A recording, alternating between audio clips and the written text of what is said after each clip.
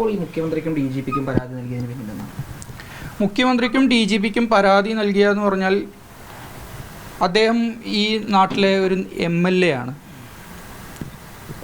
എൻ്റെ നാട്ടിലെ ചെറിയ ഒരു വേലിക്ക് അപ്പുറത്തും ഇപ്പുറത്തും ഉള്ള ആളുകൾ തമ്മിലുള്ള പ്രശ്നമല്ല. അങ്ങനെയായിരുന്നെങ്കിൽ അത് നാട്ടിൽ പറഞ്ഞു തീർക്കാൻ നിങ്ങൾക്കറിയാം അതെങ്ങനെ ഡീൽ ചെയ്യണം എന്നുള്ളത്. ഇത് കേരളത്തിലൊരു നിയമസഭയിലൊരു MLA ആണ് ഇത്തരത്തിലുള്ള പ്രവൃത്തി ചെയ്യുന്നത്. അദ്ദേഹം ഇങ്ങനെ ചെയ്യുന്ന സമയത്ത് ഈ നാട്ടിലെ കുടുംബ വ്യവസ്ഥിതികളെക്കുറിച്ച് അദ്ദേഹത്തിന് അറിവില്ലേ? അല്ലെങ്കിൽ ഈ നാട്ടിലെ വിവാഹ നിയമങ്ങളെക്കുറിച്ച് അറിവില്ലേ?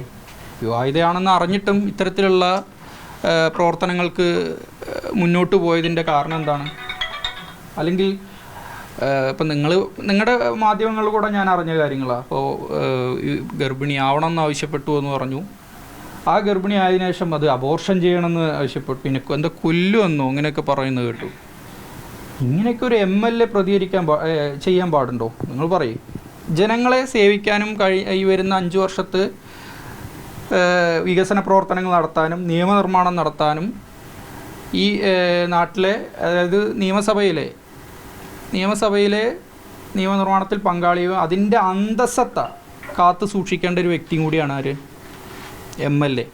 അതിനാണ് MLA തിരഞ്ഞെടുക്കുന്നത്. ഈ പാലക്കാടിനൊരു തെളിവുകളും കാര്യങ്ങളൊക്കെ എൻ്റെ കയ്യിലുണ്ട്. അത് ആ സമയത്ത് കോടതിയിലോ ആവശ്യമുണ്ടെങ്കിൽ അതിന് അപ്പോൾ ഇത് ചെയ്യും. ഈ രാഹുലുമായി ബന്ധപ്പെട്ട് ഈ വിഷയം ഉണ്ടാകുന്ന സമയത്ത് പരാതികൾ ആരോടും പറഞ്ഞു? കോൺഗ്രസ് നേതാക്കളോട് ആരോടെങ്കിലും പരാതികൾ പറയുകയല്ല, പലരും എന്നെ വിളിക്കുകയും സംസാരിക്കുകയും ചെയ്തിട്ടുണ്ട്. പലരും കാര്യങ്ങൾ അറിയാം, എൻ്റെ കൂടെ നിൽക്കാമെന്നൊക്കെ പറഞ്ഞവർ ഒരുപാട് പേരുണ്ട്.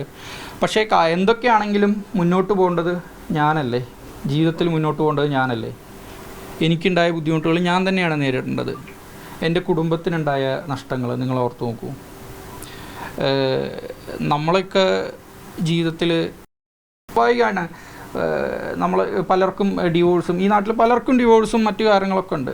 പക്ഷേ കേരളത്തിലൊരു MLA ഒരാളുടെ കുടുംബത്തിനോട് ചെയ്യുന്ന ഇത്തരത്തിലുള്ള നീചമായ പ്രവർത്തികൾ ഒരിക്കലും അംഗീകരിക്കാൻ കഴിയില്ല. ഈ SIT വീട്ടിൽ വന്നു പറഞ്ഞിട്ടില്ല.